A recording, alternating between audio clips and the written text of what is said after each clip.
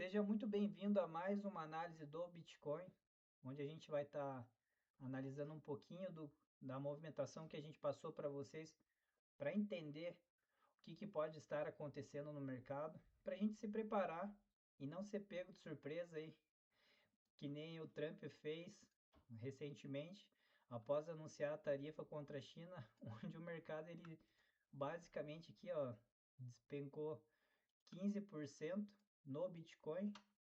Já as altcoins, o mercado acabou sendo mais agressivo, tendo situações aí onde algumas altcoins caíram mais de 60%. Então acabou pegando muita gente de surpresa, liquidando diversos traders, passando aí dos 19 bilhões em liquidação em minutos. Então, para que isso não nos pegue de surpresa, que eu sempre comento, é melhor você sempre entrar bem posicionado do que entrar emocionado. E para que isso aconteça, a gente precisa marcar as regiões específicas para se posicionar de forma estratégica. Na última análise que a gente comentou que aqui era uma região de oferta, antes dele fazer esse anúncio, aqui já não era interessante a gente buscar por compras. Muita gente que estava querendo comprar pensando numa extensão de para 130, 150 mil dólares já. Só que pelo histórico do preço, a gente sabe que o preço do Bitcoin não rompe já de imediato um topo histórico.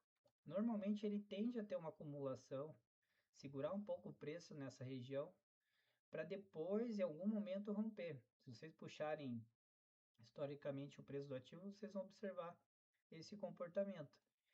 Quando ele chegou nessa faixa de preço e começou a corrigir, um pouco tempo depois ele fez esse anúncio, acabou impulsionando de forma bem agressiva o preço, buscando a nossa região de demanda que a gente passou para vocês nas últimas análises. E o que impulsionou tanto isso aqui? Era essa liquidez presa nesses fundos, que a gente já tinha marcado para vocês. Ó. A gente deixou bem identificado que em algum momento o preço iria buscar essa zona de preço. E como ele já tinha testado essa região de demanda aqui, ele não iria voltar para segurar aqui, ele iria voltar para romper. E qual que seria a próxima região de demanda?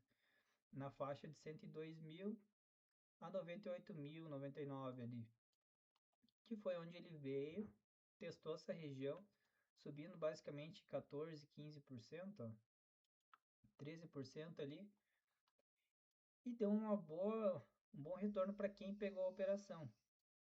Agora, o que ele está fazendo? Qual que é a movimentação que ele está trabalhando? Ele veio testar novamente essa região um pouco mais baixa que da demanda, mostrou uma certa reação na força compradora, já com divergência no RSI. Então, fazendo fundos mais baixos com divergência no RSI. Então aqui era interessante montar alguns trades de compra também. No caso, hoje, nesse momento, o que a gente pode observar? Nós temos muita liquidez aqui em cima dos 114 mil dólares e quase 116 mil dólares. Diminuindo o tempo gráfico, o que a gente observa aqui no... Tem toda essa movimentação baixista e um bloco aqui, onde ele testou esse bloco agora depois de capturar a liquidez desses topos aqui, ó. Então agora a gente tem mais essa zona de liquidez interna aqui para capturar. Então depois de ele mitigar essa região aqui e mudar o viés do mercado de alta para baixa, ele pode segurar essa região aqui e voltar a fazer um reteste nessa faixa de preço dos 111, 240 mais ou menos, para montar uma posição de venda continuando a movimentação de baixa. Mas ele precisa alinhar o fluxo aqui para a gente vender, provavelmente com stop aqui acima desse topo, com alvo nos 106, 107 mil dólares aqui. No entanto, a gente precisa ficar atento ao quê? Que tem toda essa região também de liquidez, ó. Então, dependendo da forma com que o preço caia nessa faixa de preço, ele pode estopar essa galera que está comprando nessa região, forçando o preço ainda um pouco mais para baixo, ou ele ainda pode segurar nessa linha, subir um pouco para depois continuar o movimento de baixo, buscando zonas mais baratas de preço para montar a posição. Que quem não se posicionou agora numa compra, não adianta querer comprar agora não faz sentido mais. Então é melhor esperar as melhores regiões para comprar do que comprar nessa região que não é tão interessante, porque se você pegar da máxima histórica ali até o preço atual, a gente está falando de um desconto de 12%. Isso não é nada interessante para você montar uma posição no Bitcoin. Então a gente precisa procurar preços mais baratos. Essa região aqui, como era o primeiro reteste, a gente está falando uma compra, mas não é para montar a posição segurando a longo prazo. É uma operação mais rápida, igual foi aqui. Agora aqui, se o preço volta nessa faixa de preço de novo, a gente tem algumas confluências que podem segurar o preço ainda para montar as primeiras posições novamente, já que essa região já foi comprometida. Então agora acaba não sendo interessante. Agora mais para baixo que ainda a gente tem confluências importantes para segurar o preço. Então daria para montar posições mais baixas nessa faixa de preço. Aqui, ó, que eu tinha mostrado para vocês também, dependendo do cenário, que eu acredito que não seja para agora,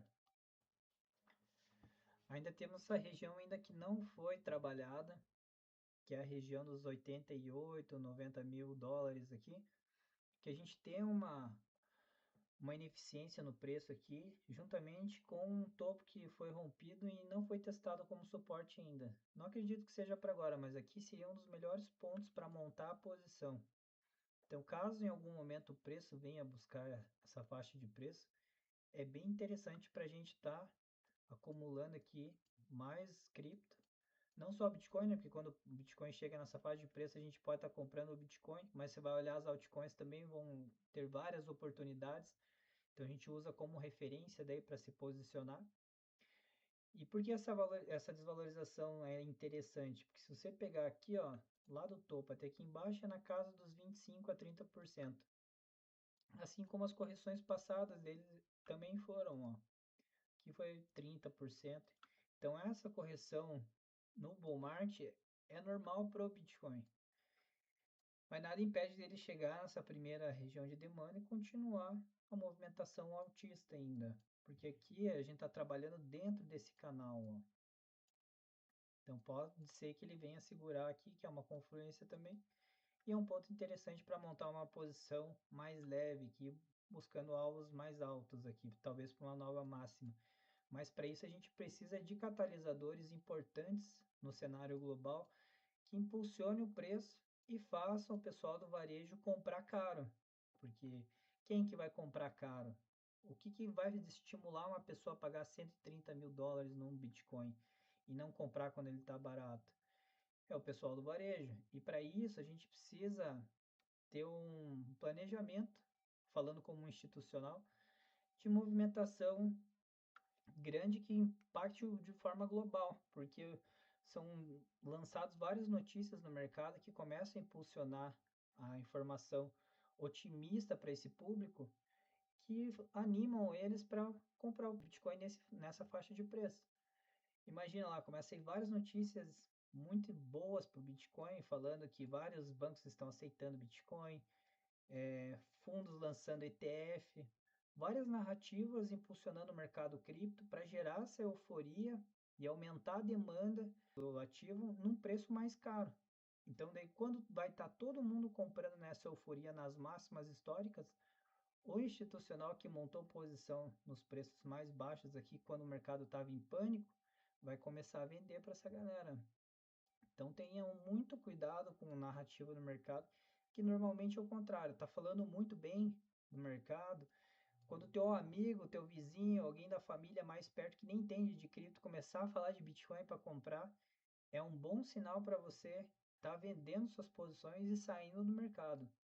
Então fiquem atentos com essas narrativas que a gente tem basicamente corte na taxa de juros, tem esse possível acordo entre os Estados Unidos e a China, isso tudo acaba animando e gerando euforia no mercado.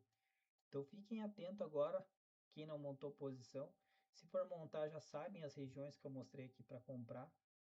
Para trade curto agora, o viés está mais de baixa, então não adianta querer ficar fazendo trade muito de compra agora no preço atual, que é bem mais arriscado. E aguarde que semana que vem eu vou estar atualizando vocês de novo para a gente ver como é que está o comportamento do preço e como é que está o cenário como um todo do mercado.